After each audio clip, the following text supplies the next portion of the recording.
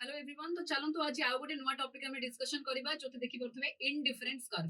तो indifference curve माने कोन जाहतरे कि किछि डिफरेंस नाही ता माने कोन डिफरेंस नाही ने आपण देखि परथबे एठी X axis and Y axis रे दीटा देखौछि कमोडिटी एक्स एंड वाई।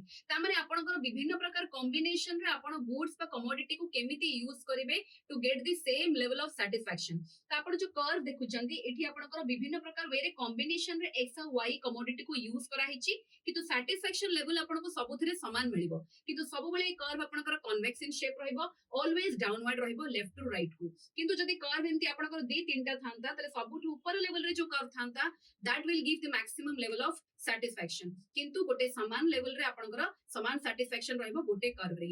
तो ये रहला आपनकर इंडिफरेंस कर्व। बाकी याकू आपण माने ऑप्टिमल चॉइस थ्योरी भी कहंदी। तो आपण माने कमेंट सेक्शन रे कहबे जो इंडिफरेंस कर्व कथा कहली यार किछि गोटे एग्जांपल नियाती भाबरे देबाकू ट्राई करबे।